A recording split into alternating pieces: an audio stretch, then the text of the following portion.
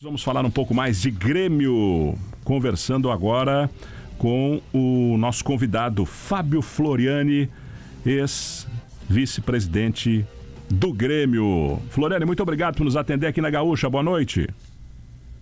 Boa noite, Maiago, um prazer aí falar com vocês aí, toda a audiência da Gaúcha.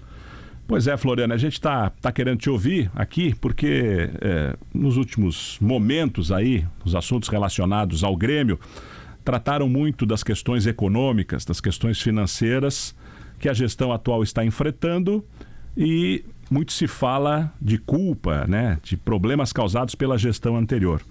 Então eu gostaria de abrir esse espaço aqui da Gaúcha para que você, que fez parte da gestão anterior, liderada pelo presidente Guerra, pudesse fazer uma manifestação, pudesse fazer uma explanação do que realmente aconteceu, de quais pontos podem ser contestados, enfim, para tentar situar o nosso ouvinte, né, que por algum acaso possa não ter acompanhado. Teve um áudio vazado do empresário Celso Rigo, fazendo diversos relatos sobre a situação financeira do Grêmio, inclusive falando em Grêmio quebrado. Enfim, Floriano, queria te ouvir a respeito de tudo isso, desse momento do Grêmio que também, que dentro de campo, termina o primeiro semestre não da melhor forma, como se gostaria, né? Me ouvem aí, Maiago? Tô te ouvindo, por favor. Ok.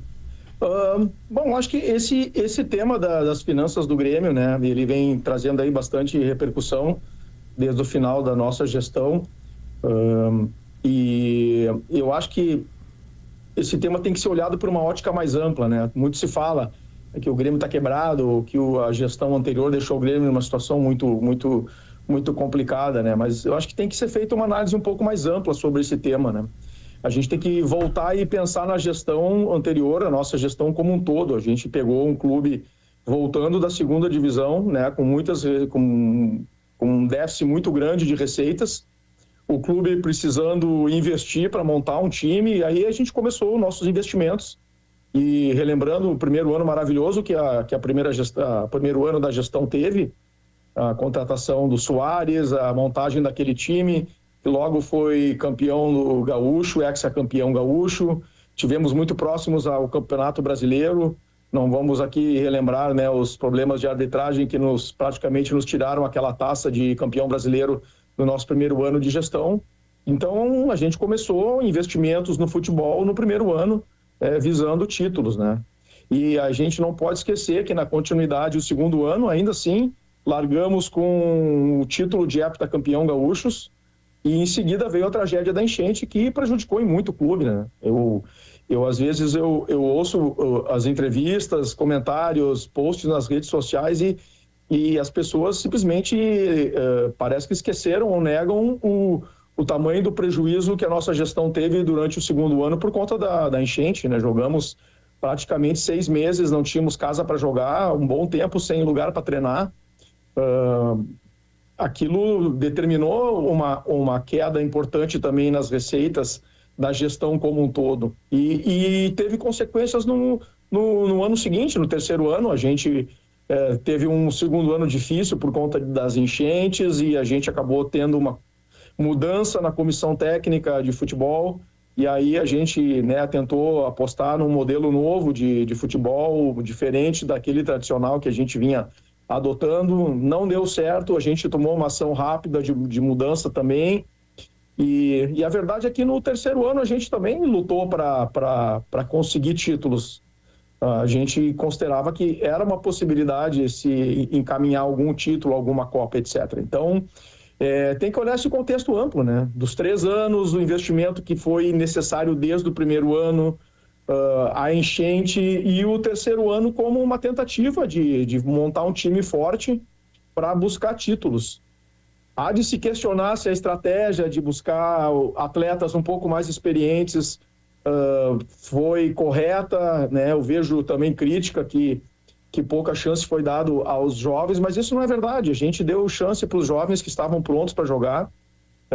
Hoje, esses jovens que estão em campo, Mac, Vieri, Gustavo Martins, eles todos se desenvolveram durante a nossa gestão, e a gestão Guerra foi uma das gestões que mais investiu na base do Grêmio.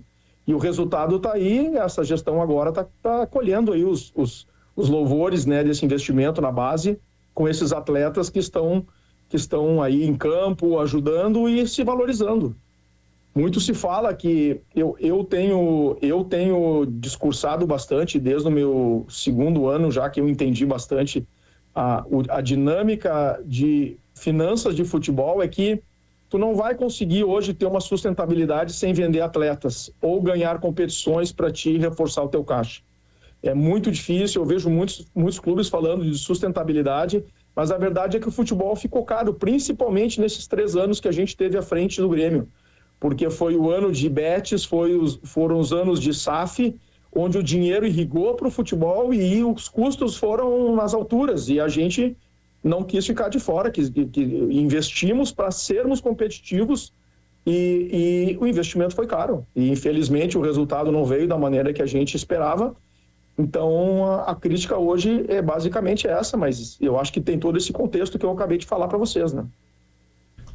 E quando vocês ainda estavam na gestão, e a gente fala até dezembro, né, Floriane, de 2025, não houve, claro que houve, né, pelo menos de minha parte, assim, olhando de longe, houve ou deve pelo menos ter havido alguns encontros dos dirigentes que assumiram depois, que foram vencedores na eleição, com vocês que estavam saindo.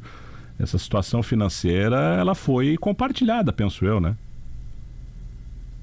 Não, mas a situação financeira, ela não precisa nem ser compartilhada, porque ela está disponível em todos os trimestres, o clube apresenta as suas finanças, né? Então, elas são disponíveis e todo trimestre tem uma reunião de conselho com atualização dos números, né? Então, realmente, a situação já de algum tempo, ela é um pouco mais crítica, a gente não conseguiu atingir as nossas metas de conquista de posições nos campeonatos que nos geraria mais receitas. E o principal, Maiago, é que a gente, principalmente no nosso último ano, a gente não conseguiu executar a estratégia de venda de atletas, porque, complementando o meu comentário anterior, que para os clubes conseguirem hoje ser sustentáveis, eles precisam vender atletas. O Grêmio teve uma performance financeira em alguns anos atrás muito boa por conta da pujança de formação de atletas que foram vendidos. E, infelizmente, no último ano, a gente acabou não considerando que as propostas pelos nossos atletas da base disponíveis, elas eram suficientes. A gente acreditava que esses atletas podiam se valorizar e não queríamos, e para salvar a nossa gestão, simplesmente fritar esses ativos, né? Ativos que hoje são festejados pela torcida, como o Vieri, como o Gustavo Martins, como o MEC. As propostas que chegaram naquela janela que deveríamos ter feito uma venda, consideramos que não eram suficientes e tentamos chegar até o fim da gestão, sobrevivendo com a questão do caixa e esperar o momento da próxima janela, onde esses jogadores talvez estivessem mais valorizados. Então, esse é um fator importante, né? Apesar das finanças também estarem disponíveis nos demonstrativos, serem públicas, independente disso, a gente tentou fazer um trabalho para melhorar, mas também vamos dizer assim, nossa priorização foi de valorizar os ativos, né? Coisa que aconteceu. O Alisson foi vendido em dezembro, logo após a gente sair da gestão do clube, e logo ele foi vendido já para dar um reforço no caixa. A gente deixou várias ações que foram implementadas logo no começo da gestão, como a venda dos direitos da bilheteria da Arena. Tínhamos premiações da nossa colocação no Campeonato Brasileiro, que no final acabou sendo muito boa. Na primeira página da tabela, conseguimos trazer recursos importantes na ordem de 20 milhões.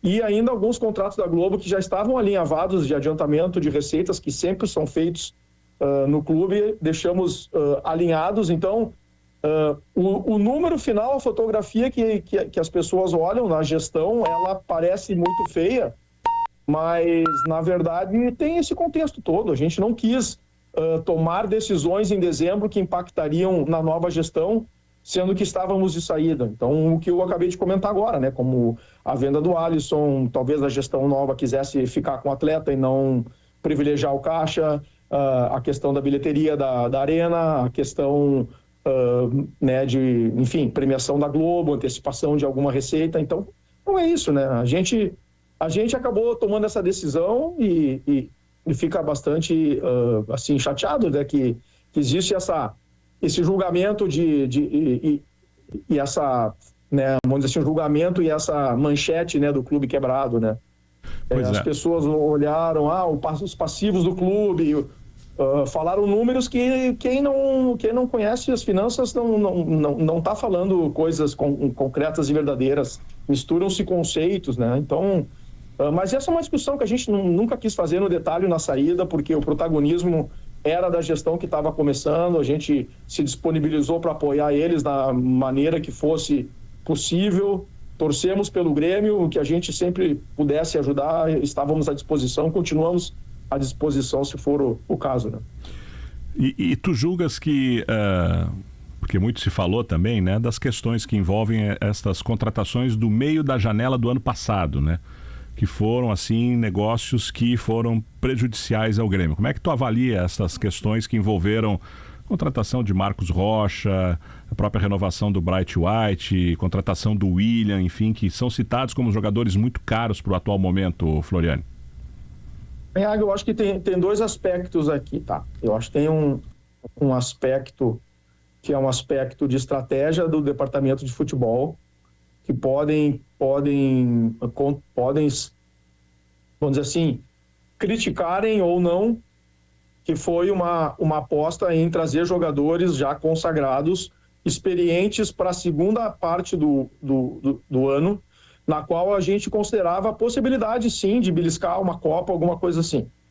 Então, se fez esse investimento, além desses atletas aí, a gente ainda já tinha de outra janela o Pejar, que foram apostas que tu não pode olhar um aspecto, quanto é que o cara ganha por mês, né? Porque muitos desses atletas, eles não têm mais vínculo com outros clubes, então quando tu contrata aquela parcela, geralmente é a parcela de luvas, né? Ela vem diluída no salário dos atletas.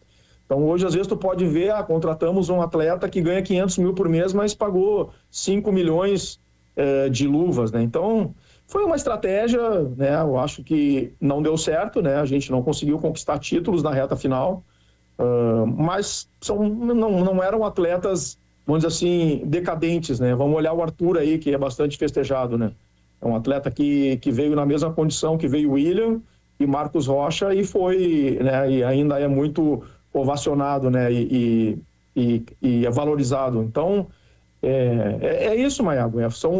São decisões de quem está sentado na cadeira do futebol e na cadeira do conselho de administração, na cadeira do presidente tem que tomar. Então, foram tomadas na época, eu não considero que possa haver, assim, que essa crítica...